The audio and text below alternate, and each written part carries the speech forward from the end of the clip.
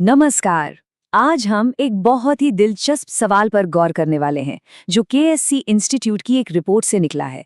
क्या ईरान में छिड़ा एक युद्ध अप्रत्याशित रूप से रूस की इकोनॉमी को बचा सकता है? तो चलिए थोड़ा आगे चलते हैं। साल 2026 की शुरुआत में इस रिपोर्ट के मुताबिक सीन कुछ ऐसा है कि रूस की जो वॉर इकोनॉमी है वो बहुत ज़्यादा दबाव में है। मतलब उनकी माली हालत काफ़ी ख़राब है।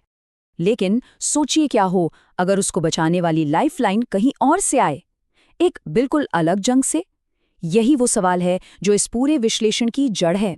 तो चलिए अपने पहले हिस्से में यही देखते हैं कि कैसे एक जगह का संघर्ष किसी दूसरे देश के लिए एक अनसोचा, अब कह सकते हैं एक फाइनेंशियल जैकपॉट बन सकता है।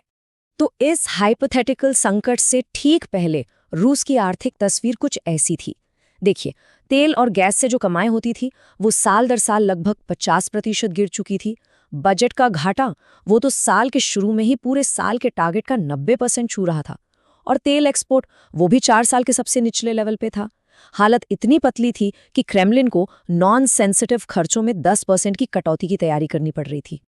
अब आते हैं कहानी के उस पॉइंट पर जो इस पूरे खेल को बदल सकता है, और वो है दुनिया का एनर्जी चोक पॉइंट। और ये चोक पॉइंट है स्ट्रेट ऑफ हॉर्मुज। ये एक बहुत ही संकरा सा पानी का रास्ता है जो पर्शियन गल्फ को खुले समंदर से जोड़ता है। और हाँ, ये दुनिया का सबसे ज़रूरी, सबसे क्रिटिकल ऑयल ट्रांजिट पॉइंट है। इसकी अहमियत का अंदाज़ा सिर्फ इस एक आंकड़े से लगाया जा सकता है। दुनिया का करीब 20% तेल और एलएनजी मतलब लिक्विफाइड नेचुरल गैस हर रोज़ इसी रास्ते से गुजरता है। अब इस सिचुएशन में जो बात सबसे दिलचस्प है वो ये है कि ईरान को इसे बंद करने के लिए कोई बड़ी पारंपरिक जंग लड़ने की जरूरत ही नहीं है। वो इस्तेमाल कर सकता है एसिमेट्रिक टैक्टिक्स का। मतलब समुद्री माइंस बिछा दिए, या कोस्टल एंटी शिप मिसाइलों का इस्तेमाल कर लिया, या फिर ड्रोन और छोटी सबमरीन्स। ये सब तरीके काफ़ी सस्ते हैं, इन्हें डिटेक्ट करना मुश्किल है, और ये शिपिंग को रोकने में बहुत कारगर हैं। तो इसका सीधा सा मतलब ये है कि स्ट्रेट ऑफ होर्मुज में जरा सी भी रुकावट आई तो ग्लोबल मार्केट से एक बहुत बड़ा हिस्सा तेल का गायब। और हम सब जानते हैं जब सप्लाई घटती है तो कीमतें तो आसमान छूती ही हैं। तो केएससी की ये रिपोर्ट इसी संकट के 3 अलग अलग सिनेरियोज को एनालाइज करती है। और ये सिनेरियोज इस बात पर टिके हैं कि ये हाइपोथेटिकल जंग आखिर चलेगी कितने दिन। तो ये रहे वो 3 सिनेरियोज। पहला सबसे ऑप्टिमिस्टिक मतलब आशावादी, जिसमें ये जंग सिर्फ 6 हफ्ते चलती है। इसमें तेल की कीमत करीब $100 प्रति बैरल तक पहुंच जाती है। दूसरा है सेंट्रल सिनेरियो जो 3 महीने का है। इसमें कीमतें $140 तक पहुंच सकती हैं।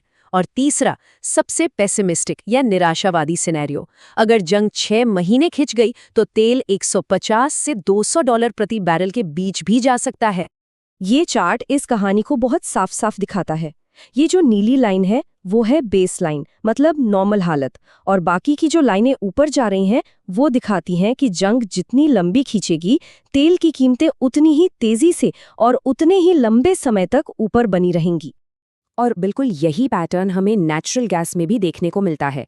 एलएनजी की कीमतें खासकर एशिया और यूरोप में एकदम से बढ़ जाएंगी। मतलब ये सिर्फ तेल का संकट नहीं होगा बल्कि एक पूरा ग्लोबल एनर्जी क्राइसिस होगा। तो अब आते हैं इस पूरी कहानी के क्लाइमैक्स पर, रूस को होने वाला वो $multi-billion का अप्रत्याशित फायदा। तो चलिए देखते हैं सबसे बेस्ट केस सिनारियो में भी, मतलब जंग सिर्फ 6 हफ्ते चले तो भी रूस के बजट में सीधे सीधे $45 बिलियन का इजाफा होगा। अब आते हैं सेंट्रल सिनारियो पर। यहाँ यह आंकड़ा 2 गुने से भी ज्यादा हो जाता है, $97 बिलियन। ये रूस के अपने अंदाजे से कहीं ज्यादा है।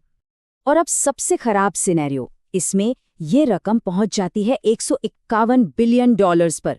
जरा सोचिए, ये इतनी बड़ी रकम है जो रूस की पूरी आर्थिक तस्वीर को ही पलट कर रख सकती है।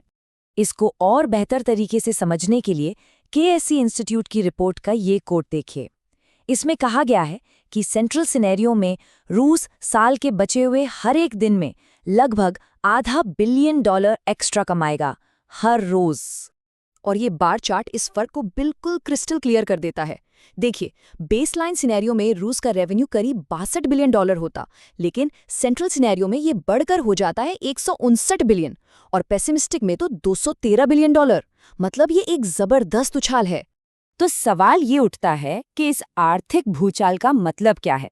ये सिर्फ पैसों की बात नहीं है, इसके बहुत गहरे जियोपॉलिटिकल नतीजे हो सकते हैं जो दुनिया के नक्शे को बदल सकते हैं।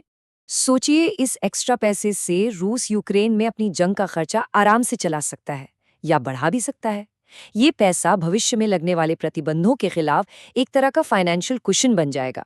और अगर अमेरिका का ध्यान मिडल ईस्ट में बढ़ गया तो रूस को अपने आसपास के इलाकों में अपने मकसद पूरे करने की और आज़ादी मिल सकती है।